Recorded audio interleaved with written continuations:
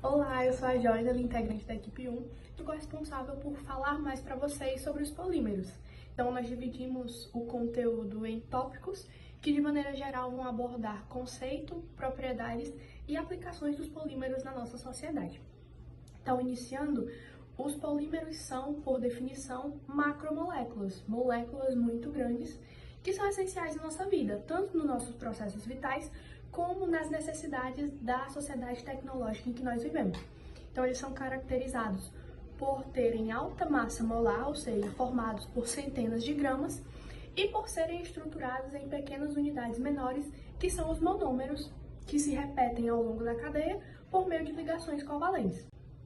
Entrando agora já nas propriedades, eles passaram a analisar e perceber através de um comportamento estranho de alguns materiais, como por exemplo o algodão e a borracha.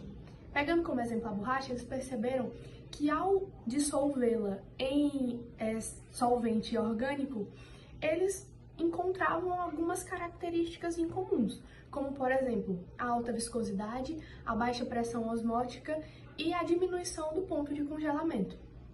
Aí eu posso citar também mais algumas propriedades dos polímeros, como por exemplo a durabilidade, a elasticidade, a resistividade à variação de temperaturas, o isolamento e a condução também, enfim, entre muitas outras.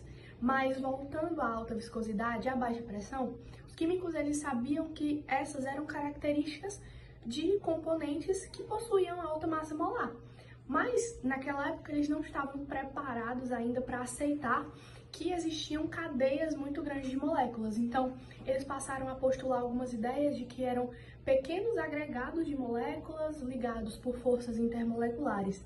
Mas, na verdade, posteriormente, o Staudinger ele veio comprovar que sim, eram cadeias muito grandes de moléculas formadas, por milhares de átomos.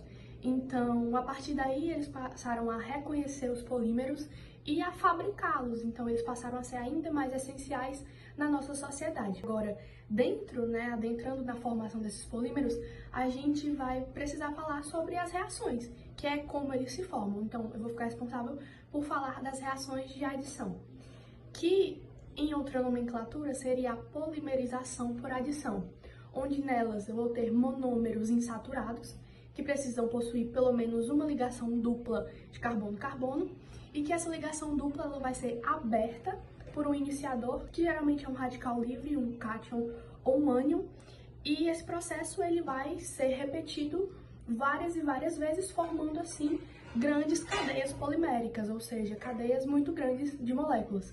E essas cadeias, elas formam os plásticos que são muito comuns e essenciais no nosso dia a dia, na nossa sociedade. Como, por exemplo, o polietileno, que está muito presente em garrafas, em sacolas plásticas, em brinquedos. E o PVC, presente nas tubulações, responsável pelo isolamento, também marcado pela durabilidade, tudo isso. Então, essas reações, elas formam esses plásticos que são tão essenciais no nosso dia a dia. Olá, sou o João Vitor, sou aluno integrante da equipe 1 e vim explicar para vocês um pouco sobre o processo de polimerização por condensação, um pouco sobre as proteínas e os aminoácidos. Bem, o processo de polimerização por condensação é um processo químico na qual os monômeros vão se unir para formar os polímeros. Bem, nesse processo acontece a eliminação de uma molécula menor, geralmente água. Nesse caso, os monômeros precisam possuir pelo menos 2 grupos funcionais para que a cadeia possa se ligar e crescer. O processo de polimerização por condensação ocorre em etapas, portanto, as moléculas formam primeiro dímeros, depois trímeros e, por fim, os polímeros. Nisso, ela vai se diferenciar do processo de polimerização por adição, já que nesse processo de condensação, elas se unem sem precisar fazer necessariamente a eliminação de subprodutos. Um exemplo disso são os poliésteres, são formados pela reação entre diácidos carboxílicos e dióis, onde os monômeros simplesmente se unem sem a eliminação de subprodutos. As proteínas são macromoléculas formadas por cadeias de aminoácidos essenciais para a vida. Elas desempenham diversas funções no corpo, como construir e reparar tecidos, como os músculos e os ossos, transportar oxigênio por meio das hemoglobinas, atuar como hormônios pela insulina e fortalecer o sistema imunológico por meio dos anticorpos. As proteínas podem ser de origem animal por meio da ingestão de carne, ovos e leite, ou vegetal por meio das leguminosas e dos grãos. Aminoácidos são as unidades básicas que formam as proteínas. Elas possuem uma estrutura fundamental, composta por um átomo de carbono central, ao qual estão ligados 4 grupos: um grupo de imina, um grupo de carboxila, um átomo de hidrogênio e uma cadeia lateral R. Essa cadeia lateral é a parte que vai variar, diferenciando os mais de 20 tipos de aminoácidos existentes e determinando as suas propriedades específicas. As proteínas são polímeros naturais formados por aminoácidos ligados por ligações peptídicas, e sua função biológica depende diretamente da sua estrutura. A estrutura primária é a sequência linear de aminoácidos que determina as demais configurações. A secundária envolve o enovelamento local da cadeia em formas como hélices alfa e folhas beta, estabilizadas por pontes de hidrogênio.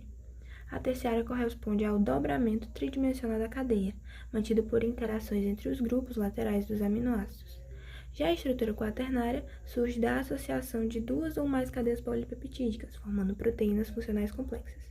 Essas estruturas elas são fundamentais para que as proteínas atuem como enzimas, transportadores e componentes estruturais nos organismos vivos. Os ácidos nucleicos, que são o DNA, que é o ácido desoxirribonucleico, e o RNA, que é o ácido ribonucleico, são polímeros naturais formados pela repetição dos nucleotídeos, cada um composto por 3 partes: um grupo fosfato, uma pentose, que é um açúcar de 5 carbonos, e uma base nitrogenada, como adenina, timina, citosina, guanina ou uracila, no caso do RNA. As ligações de fosfodiéster unem os nucleotídeos em longas cadeias. No DNA, essas cadeias formam uma estrutura de dupla hélice estabilizada por pontes de hidrogênio entre bases complementares. O RNA, por sua vez, geralmente ocorre em cadeias simples.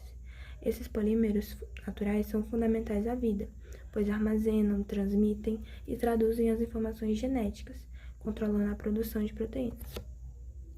O estudo dos ácidos nucleicos como polímeros mostra como pequenas unidades moleculares repetidas podem formar estruturas altamente organizadas, com funções biológicas complexas. Sobre as aplicações dos polímeros na nossa vida, como forma de polímeros sintéticos. A gente tem como aplicar eles em forma de embalagens que oferecem leveza, resistência e barreiras contra a umidade e gases, como no uso do PET e do polietileno. No setor têxtil, esses polímeros, como nylon e poliéster, são usados na fabricação de tecidos duráveis e elásticos. Eles são usados também na fabricação de plásticos, borrachas sintéticas, adesivos e tintas. Também são aplicados na área médica, Se destacam por próteses, por suturas absorvíveis, lentes de contato, Por conta da sua biocompatibilidade e a sua flexibilidade, que é uma característica principal deles.